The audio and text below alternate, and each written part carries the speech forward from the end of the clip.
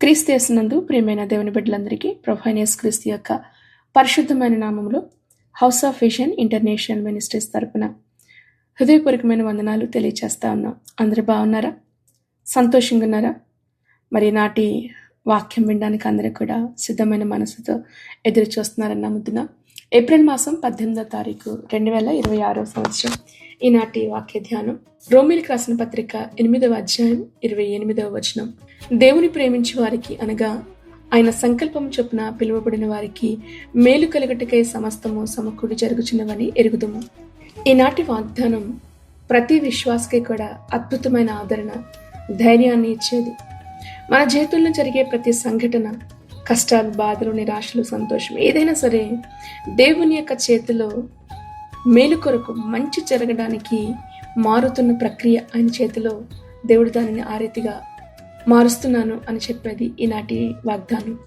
ఇందుకే ఈ వాగ్దానం అందరికీ అంటే అందరికీ కాదు, కేవలము దేవునిని ప్రేమించే వారికి మాత్రమే.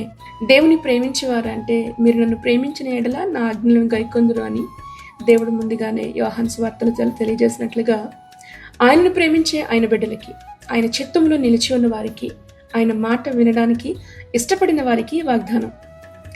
సమస్తము అంటున్నాడు. సమస్తము అంటే మంచి చెడు రెండు కూడా.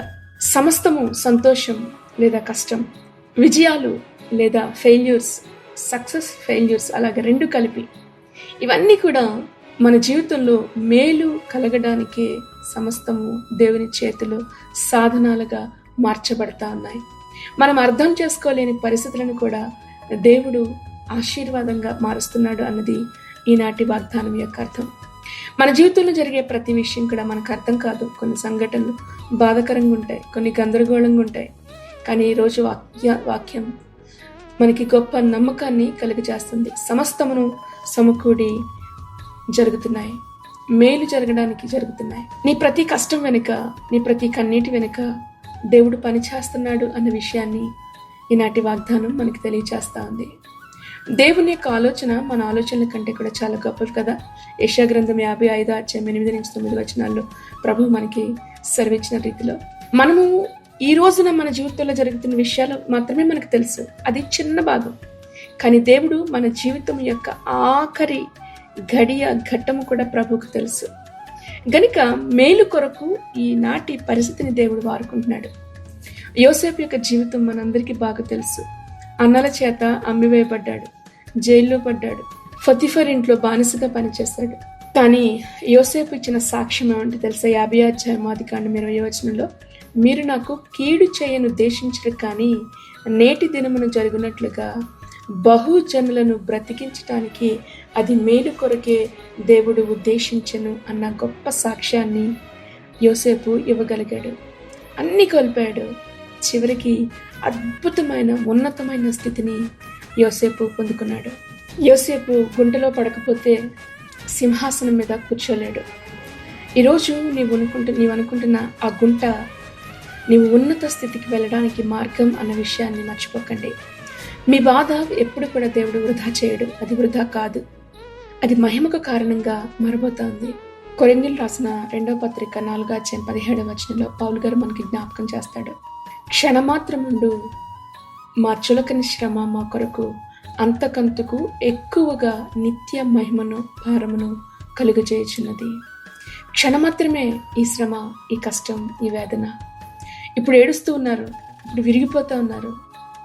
ఎవరితో చెప్పుకోవాలో తెలియటం లేదు, ఎక్కడ ఏడవాలో తెలియటం లేదు. అయితే నీ కన్నిటిని దేవుడు నీలో మహిమగా మార్చడానికి దేవుడు వాడబోతా ఉన్నాడు. విత్తనం మనం భూమిలో నాటినప్పుడు అది చీకట్లో ఉండాలి, అది మట్టిలో ఉండాలి, అది కుళ్ళిపోవాలా, చచ్చిపోవాలా. అప్పుడు అందులో నుంచి జీవం, అందులో నుంచి పెద్ద వృక్షం, చెట్టుగా అది మార్చబడుతుంది. ఈ రోజున ఒకవేళ నీ జీవితం అలాగనే మరుగున పడిపోయి ఉందేమో, చీకట్లో ఉన్నావేమో, ఆలస్యం అనుకుంటున్నామేమో, దేవుడు నీ జీవితాన్ని మేలు కొరకు ఆయన అద్భుతమైన డిజైన్ చేస్తున్నాడు. ఆయన చేతిలో నువ్వు మలచబడుతున్నావు అన్న విషయాన్ని మీరు మర్చిపోవద్దు. దేవుని పట్ల మీరు చూపిస్తున్న ప్రేమ, లేదంటే దేవునికి మీరు మీ కష్టంలో, మీ దుఃఖంలో మీరు ప్రభుకి సరెండర్ అయిపోతా ఉన్నారే, విధేయత చూపిస్తున్నారే, అది నీ జీవితంలో వాగ్దానము నెరవేర్చబడ్డానికి ఒక తాళపు చెవి అని మర్చిపోవద్దు.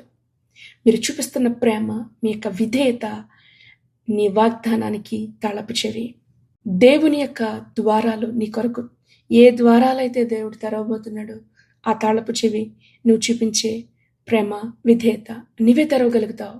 అవును, ఈ వాగ్దానము అందరికీ కాదు, కేవలము దేవుని ప్రేమించే వారికి మాత్రమే. నువ్వు దేవుని ప్రేమిస్తున్నావా? అయితే నువ్వు భయపడద్దు. నువ్వు దేవుని చిత్తంలో నడుస్తున్నావా? కష్టంలో కూడా, నిందలో కూడా, బాధలో, ఒంటరితనంలో దేవుని చిత్తాన్ని నెరవేరుస్తున్న వారైతే గనక మీరెంత మాత్రము కూడా నిరాశ చెందవలసిన అవసరం లేదు. నీ జీవితంలో ఒక్క కన్నీటి చుక్క కూడా అది దేవుడు వృధా కానివ్వడు. మీ బాధను ఆశీర్వాదంగా దేవుడు మారుస్తాడు. మీ ఓటమిని గొప్ప సాక్ష్యంగా దేవుడు మార్చబోతా ఉన్నాడు. నీ కన్నీళ్లను దేవుడు గొప్ప ఆనంద తైలముగా దేవుడు మార్చబోతా ఉన్నాడు. కీర్తన గ్రంథం 30వ అధ్యాయం 5వ వచనం. ఆయన కోపము నిమిషమాత్రముండును, ఆయన దయ ఆయుష్కాలం అంతయు నిలిచును. సాయంకాలమున ఏడ్పు వచ్చి రాత్రి ఉండిన ఉదయమున సంతోషం కలుగుతుంది. ఇది మన నిరీక్షణ. నీకు తప్పక ఉదయం కలుగుతుంది, ఉదయం రాబోతుంది నీ జీవితంలో. దేవుని చేతులకు అప్పగించుకోండి. మిమ్మల్ని మీరు ప్రభు చేతులకు అప్పగించుకోండి. చెప్పండి ప్రభుకి, ప్రభా, నా జీవితం సమస్తము కూడా నీ చేతులకు అప్పగిస్తున్నానని. అద్భుతమైన దీవెనలు మీ జీవితంలో మీరు పొందుకోబోతా ఉన్నారు. భక్తుడైన యోబు మనం జ్ఞాపకం చేసుకుందాం. అన్ని కోల్పోయాడు, ఏది కూడా లేదు. చివరికి తన శరీరం కూడా తనకి భారమైపోయింది. కానీ రెండంతల ఆశీర్వాదాన్ని పొందుకున్నాడు. మీరు అనుభవిస్తున్న బాధ నీకు వ్యతిరేకమైంది కాదు, అది దుష్టుడు తీసుకొచ్చాడేమో అనుకోకండి. దేవుడు ఇష్టపడుతున్నాడు. నీ బాధను, నీ కన్నిటిని ఆ గొప్ప ఆయుధాలుగా దేవుడు మార్చడానికి ఇష్టపడుతున్నాడు. నీకు మేలు కలగడం కొరకే దేవుడు పనిచేస్తా ఉన్నాడు. మీరు చూపించిన భక్తిని మర్చిపోవటకు దేవుడు అన్యాయస్తుడు కాదు కదా. దేవుడు నీ జీవితాన్ని మేలుగా మలచిపోతా ఉన్నాడు. ఆయన ప్రసంగి మనకి జ్ఞాపకం చేస్తాడు, అన్నింటికీ సమయం కలదు కదా. మరి దేవుని సమయం కొరకు ఎదురు చూద్దామా? ఆయన ఆలస్యం చేసే దేవుడు కాదు. నీ జీవితంలో ఏదైనా కార్యం ఆలస్యం అవుతుందంటే దేవుడు మర్చిపోయాడని కాదు, దేవుడు నిన్ను విడిచిపెట్టేశాడు అని అర్థం చేసుకోవద్దు. ఆయన సమయం ఇంకా పరిపూర్ణం కాలేదని నమ్మండి. ఆయన ఇంకా పనిచేస్తానే ఉన్నాడు. ఆయన పనిచేస్తా ఉన్నాడు. మీరు చూస్తున్నది, మీరు అనుభవిస్తున్నది సమస్యలు, కష్టాలు, బాధలు, అది నిన్ను దేవుడు విడిచిపెట్టినట్టు కాదు. నీవు దేవుని ప్రణాళికలో నీవు ఉన్నావు. ఈ వాక్యం వింటున్న మీరు ఒకవేళ గందరగోళంలో ఉన్నారా, కష్టాల్లో ఉన్నారా, బాధల్లో ఉన్నారా? అయితే ఈ వాక్యాన్ని గట్టిగా పట్టుకోండి. చెప్పండి, సమస్తము కూడా మేలు జరగడానికే, మేలు కొరకే జరుగుతున్నాయి. దేవుని ప్రణాళికలో నేనున్నాను. ధైర్యంతో చెప్పండి, నిరాశతో కాదు, ధైర్యంతో ముందుకు సాగండి. అద్భుతమైన దీవెన ఆశీర్వాదాలు దేవుడు నీకు కలిగజేస్తాడు. ఈ వాక్యం ద్వారా ప్రభు మిమ్మల్ని దీవించి ఆశీర్వదించును గాక. ఆమేన్, ఆమేన్. తలలు వంచుదాం, ప్రార్థనలోకి విందాం. శ్రీమంతుడును అద్వితీయుడునగు మా సర్వాధిపతి అయిన మా తండ్రి, లేఖనముల వలన కలిగే ఓదార్పు ఎంత అద్భుతమైనదో మేము అనుభవించగలుగుతూ ఉన్నాం. మా కొరకు నీవు దాచి ఉంచిన మేలులు అనేకములు ప్రభా, నీకు వందనాలు. నిన్ను స్తుతిస్తూ ఉన్నాం, నిన్ను ఘనపరుస్తూ ఉన్నాం. నైనా నీ నామము కంటే నీ వాక్యమును హెచ్చించిన దేవుడు, నీకు స్తోత్రాలు. అద్భుతమైన నీ ప్రణాళికలు మా కొరకు నీవేమేమి దాచి ఉంచావో అవన్నీ కూడా నీ వాక్య లేఖనాల్లో మీరు దాచి ఉంచినందుకు నీకు స్తోత్రాలు. దేవా, ఈరోజు నీ వాక్యం ద్వారా అనేక మంది నువ్వు ఆదరించావు, ధైర్యపరిచావు, బలపరిచావు. నీకు వందనాలు. బిడ్డలు ఎదుర్కొంటున్న సమస్యలు ఏంటో అర్థం కాని అయోమయ స్థితిలోని బిడ్డలుండగా, గందరగోళంలో ఉండగా నువ్వు మాట్లాడుతున్నందుకు నీకు వందనాలు. నీ జీవాన్ని నీ బిడ్డలోనికి విడుదల చేయి. మేలుతో నింపండి. ప్రతి కన్నీటికి కూడా దేవా ఆశీర్వాదంగా మీరు మార్చండి. ప్రతి అవమానమును కూడా దేవా రెట్టింపు ఘనతగా నీ బిడ్డలను మార్చండి తండ్రి. నీకు స్తోత్రాలు. ఇదిగో నీ బిడ్డల జీవితాల్లో అలుముకుని ఉన్న ప్రభా, ప్రతి చీకటి బంధకాలు యేసు నామములో తొలగిపోవాలి దేవా. అద్భుతమైన ఫలభరితమైన జీవితాలు నీ బిడ్డలు అనుభవించడానికి నువ్వు సహాయం చేయదేవా.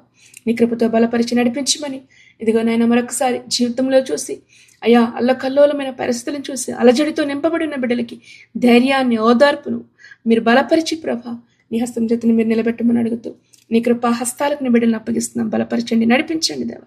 బిడ్డల భవిష్యత్తును దీవించండి, ఉద్యోగాలను దీవించండి, చేస్తున్న పని పాటలు తోడేండి, నడిపించండి, సహాయం చేయమని మరొకసారి అనారోగ్యంతో వారిని జ్ఞాపకం చేసుకో, బలపరచండి అయ్యా. వృద్ధులను మీరు ఆదరించండి, ధైర్యపరచండి. యవన బిడ్డలను మీరు జ్ఞాపకం చేసుకో, భవిష్యత్తును నీవు ఆశీర్వదించండి. చంటి బిడ్డలపైన నీ హస్తం ఉంచండి. కుటుంబాలలో సమాధానము, నెమ్మదిని మీరు దయచేయమని ప్రభువైన యేసుక్రీస్తు నామములో దేవా ఈ దినమున వారు చేస్తున్న ప్రతి ప్రయాణాల్లో ప్రయత్నాల్లో మీరు తోడేండి నడిపించమని ప్రభువైన యేసుక్రీస్తు నామములో ప్రార్థించి నీ బిడ్డలను ఆశీర్వదిస్తున్నాము తండ్రి. ఆమేన్, ఆమేన్, ఆమేన్. ప్రభువైన యేసుక్రీస్తు కృప మీ అందరికీ తోడయ్యండి నడిపించును గాక. ఆమేన్.